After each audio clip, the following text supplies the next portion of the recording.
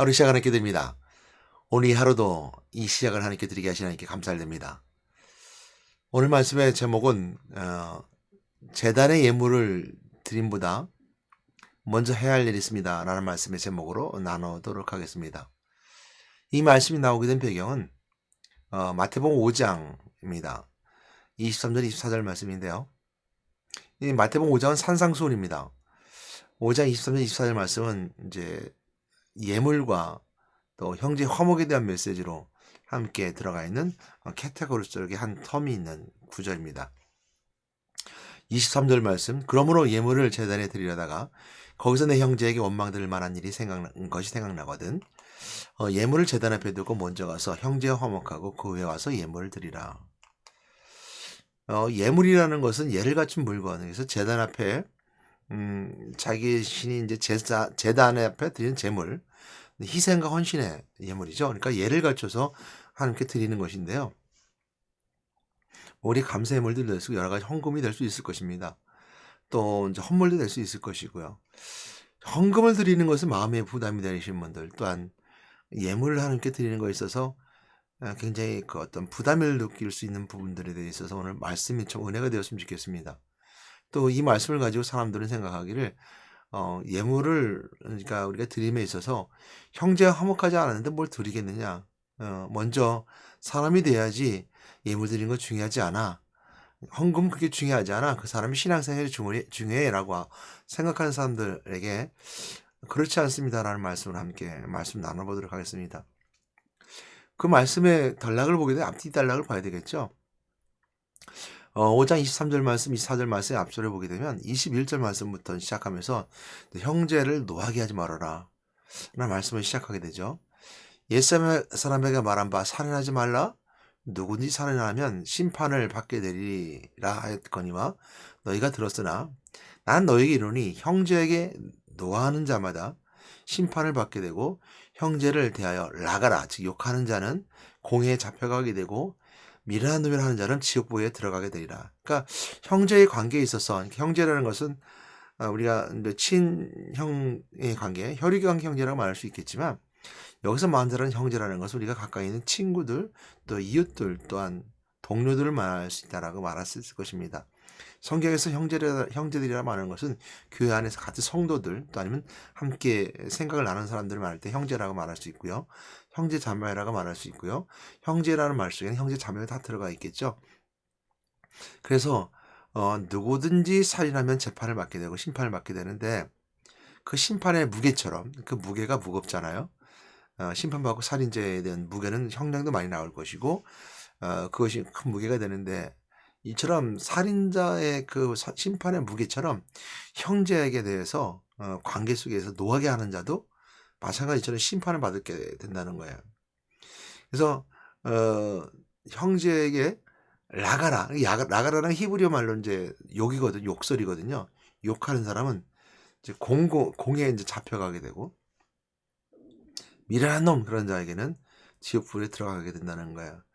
그처럼 무게가 크다는 거죠. 형제들의 관계 속에서 그 관계가 화목해야 되는데 화목하지 않고 막 노하게 한다든지 욕설 퍼붓는다든지 미련한 놈이라고 한다든지 이런 걸 하는 것은 그 형제 관계 속에서 화목하지 않은 모습이고 그것은 심판처럼 재판을 받을 것이다라는 속에 있는데 그것은 살인이라고 하는 무게와 함께 저울질함을 통해서 달아보고 있는 것이죠. 그 정도로 무겁다는 거죠. 한번 생각해 봤습니다. 형제에게 화목하지 못한 자, 욕설하는 자, 또 나가라 하고 욕설할 뿐만 아니라 미련한 놈이라고 말하는 자, 막 형제를 노하게 만드는 자, 약 올려서라든지 아니면 시비를 걸어서 분을 내키는 자, 이거는 사실은 형제 관계에 있었을 때의 모습은 아닌 것 같아요. 형제라고 할 수 없겠죠. 그렇게 막 함부로 하고 함부로 욕하고 함부로 막 미련하다 그러고 이런데 누가 형제가 될 수 있고 친구가 될 수 있고 우정을 나눌 수 있겠습니까? 화목해야 된다는 것은 맞는 것 같아요. 그 사람의 자신의 문제일 수도 있고요. 그렇게 욕하는 사람의 자신의 문제일 수도 있는데요. 근데 이것에 이제 한 저울에 살인자의 심판과 또 형제를 노하게 한다든지 욕하는 자의 심판과 같이 올려놓고 이런 사람의 모습이 제단 앞에 갔을 때, 하나님 앞에 갔을 때의 모습을 생각해 보게 됩니다. 그런 통해서 같은 무게를 돌려놓고 있죠. 그만큼 이 형제에 화목하는 것이 중요합니다. 재단보다 있는 예물보다 중요합니다라고 하는 어떤 이런 무언의 어떤 메시지가 있습니다. 그 메시지는 뒤에 나오는 이제 25절 말씀에 나오는 그 메시지를 통해서 더 잘 확실하게 알게 되는데요. 너를 고발한 자와 함께 같이 있을 때에도 급히 사화하라. 이제 사과하라는 거죠. 화해하라는 거죠. 그 고발한 자가 너를 재판관에 내어주고 재판관이 옥리에게, 그러니까 옥리라는 것은 옥에 시정된 사람, 옥장에게 내어주어 옥에 가둘 것 염려하라. 진실로 내게 이르노니 내가 한 푼이라도 남김없이 다 갚기 전에 결코 거기서 나오지 못하리라 라는 것처럼 너를 고발하는 자, 그러니까 화를 내고 이렇게 화해하는 것에서 멀어지면 고발하는 자가 되고 또 멀어진 사람은 재판까지 가게 되는 사람이 되는데 그에 앞서서 화해하라는 거죠. 화목하라는 거죠. 그러므로 재단에 예물 드리는 것보다 먼저 해야 될 일인데 그것이 굉장히 중요하다는 것이고 재단 앞에 드리는 예물처럼 하나님 만나는 그 만남보다 중요하다는 것을 말해주고 있어요. 그래서 재단 앞에 예물 드린다는 거 하는 거 화목한다는 것이거든요. 그래서 오늘 이 말씀을 가지고 사람들이 생각하기를 하필 예물 꼭 그렇게 중요하게 드려야 됩니까? 안 드려도 되잖아요. 화목하지 않은데 먼저 드리는 게 좀 부끄럽지 않아요? 안 드렸으면 좋겠어요 라고 말하는 사람이 있다면 그건 오해입니다. 반대로 생각해 볼 수 있습니다. 무슨 얘기냐면 제물 드리면 하나님과 화해하는 과정이거든요.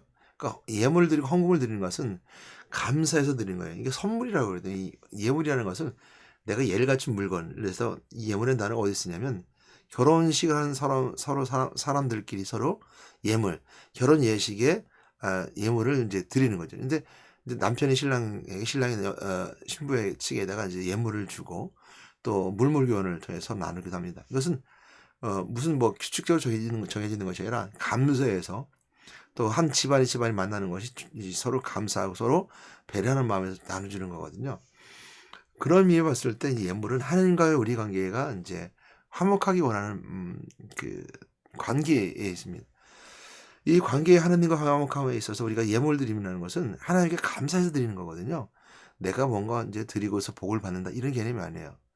그럼 우리 오해할 수 있죠. 다시 한번 생각해 보게 되면 결혼식장에 서로 신랑 신부가 예물을 나누는 것에서 내가 예물을 이렇게 이만큼 줬으니까 너 나한테 이만큼 해라고 하는 이런 그 상황들이 펼쳐지면 그 가정은 파괴됩니다. 많이 있었죠. 우리가 뭐 시어머니가 며느리가 뭐 예물 해오는 것을 통해서 뭐 예물을 얼만큼 해오느냐에 따라서 많게 하느냐 적게 하느냐 이것 따라서 시어머니의 뭐 며느리 관계가 좋지 않은 관계가 되어지게 되고 결국 이제 시어머니의 그 시집살이가 되어지는 며느리 시집살이가 되어지는 이런 환경이 주어졌을 때가 있었습니다. 이것처럼 그러니까 예물이 평가되거나 그것이 척도가 돼서 그것이 이제 문제가 되면 안 되는 거죠.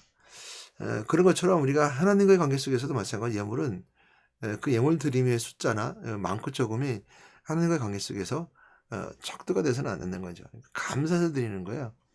그리고 그 드리는 게 뭔가를 바라고 드리는 거 아니에요. 뭔가 내가 여기서 뭐 결혼식 하는 사람들끼리 서로 뭔가 예물 주고 나서 뭔가 큰 걸 얻겠다 이런 사람 없잖아요. 감사해서 드릴 때는 화목의 의미가 있는데요. 그러니까 하나님과 화목하는 의미가 있어서 그 화목이 있는데 형제들과도 화목하라는 겁니다. 근데 하나님과 화목하는 것만큼 형제들 화목도 중요하다는 거예요. 그 예물 드리는 게 엄청 중요하다는 것이 바로 그런 의미가 있습니다. 그 예물 드리면 더 드려야 된다는 거예요. 그만큼 중요하다는 걸 설명해 주고 있어요. 어느 정도로 형제들이 살인죄처럼 심판을 받을 정도로 화목하지 않으면 큰 이제 무게감이 있다는 거예요. 오히려 더 하나님께 다 나가야 되고 하나님께 감사해야 되고 더 화목하려고 노력해야 된다는 겁니다. 그래서 오늘 그 예물 드리면 화목의 메시지입니다. 하나님과 화목해야 됩니다. 또 그러나 형제들과 화목해야 됩니다. 그래서 본문에 보게 되면 그렇습니다. 예물을 제단 앞에 드리려다가 내가 혹시 내 형제들에게 뭔가 원망 들을 만한 일이 생각나거든 예물을 제단 앞에 두라고 했어요. 가지고 가라지 않았어요. 제단 앞에 두고 잠시 멈추고 가서 화목하고 오라는 거예요. 하나님 앞에 이만큼 더 순수하고 간절하게 나오라는 것을 설명해 주고 있어요. 거꾸로 생각하시면 안 돼요. 거꾸로 생각하는 사람은 뭐라고 생각하시는지 아세요? 세상적으로 물질적으로 생각하는 사람들은요. 거봐 내 형제들과 화목하지 않는데 무슨 예물을 드려. 예물 안 드려도 돼 라고 생각하는 사람들은 거꾸로 생각하는 사람입니다. 바르게 생각하는 사람들, 신앙으로 바라보는 사람들은요, 그만큼 예물 드림의 순수함, 형제들까지도 내가 원망 들을 만한 일을 해결하고 하고 이것조차도 드려야 된다는 거예요. 예물 드리면 물질만 드리는 것이 아니라 내 생각과 마음을 드려야 되는데 원망 들을 만한 일이 생각나거든 가서 해결 안 하는 거야. 그만큼 생각조차도 하나님께 드리라는 거예요. 깨끗함으로, 거룩함으로. 얼마나 큰 무게감입니까? 우리가 거꾸로 생각하는 사람들이 있어서는 안 돼요. 신앙으로 바르게 그 예물을 바라보는 관점이 있어야 되고, 그래서 예물을 제단 앞에 두고 가서 형제와 화목하고 돌아와서 그 후에 예물을 드리라는 거예요. 그러니까 물질을 드릴 뿐만 아니라 생각을 드리고 형제의 화목한 것까지 하나님께 드려야 되는 거예요. 그러니까 오늘 말씀이 제단 앞에 제단 예물을 드리는 것보다 먼저 할 일이 있는데, 그 할 일은 제단을 드리기 위한 일들이에요. 예물 드리기 위한 일들이라고 꼭 기억하시고, 하나님과 화목하시기 원하는 분들은 형제들과 화목하라는 거예요. 그리고 하나님과 화목한다 말을 하는 거죠. 하나님과 화목한다 말해서 형제들에게 불안하면 하나님과 화목한다는 것에 별 의미가 없다는 거예요. 하나님과 화목 받아주지 않는다는 거예요. 하나님과 화목한 사람이란 형제들끼리 가서도 화목하고, 노하게 하지 말고, 욕하지 말고, 비방하지 말고, 또한 미련하다고 말하지 말고. 오늘 예수님께서 산상수훈을 통해서 하신 말씀 속에 삶의 지혜가 바로 산상수훈이죠. 특별히 살인에 대해서, 노하는 것에 대해서 말씀해 주고 있습니다. 오늘 제단의 예물 드림보다 먼저 할 일이 있습니다. 형제가 화목하는 겁니다. 오늘 이 말씀을 듣고 여러분 마음속에 누군가 내가 화목하지 못하는 형제가 있다면, 그러고서 화목하고 오늘 예수님 말씀에 묵상하시는 하나님 만나는 은혜의 시간 되기를 바랍니다. 혹시 내 옆에 있는 친구에게 내가 욕을 하고 있었다면, 또 내가 미안하다고 말하고 있었다면 가서 화목하고 사화하고 그리고 돌아와 하나님 만나는 그 은혜의 시간, 꼭 그런 시간이 있기를 주님의 부탁드리고 권면합니다. 하나님 감사합니다. 오늘도 저희들 함께 계시는 걸 감사드리고, 오늘도 그리스도 안에 살아가게 하시는 하나님, 참 잘 살아나게 하시는 하나님, 오늘 형제들 가운데 혹시 내가 노하게 한 일이 있다면, 내가 미련하다 말하면, 라가라면, 욕하는 일이 있다면 이 시간 용서를 구하고 하나님께 나오기 원합니다. 또한 제가 회개할 뿐만 아니라 형제들의 직접과 사화할 수 있는, 화해를 구할 수 있는 은혜 시간 별을 주심을 통해서 하나님 만나는 시간이 더 가까워지게 도와주시고 더 많아질 수 있겠고, 또 하나님 변화와 예물 드림에 더 큰 기쁨일 수 있는 은혜 시간을 인도해 주셔서 예수 이름으로 기도드렸습니다. 아멘.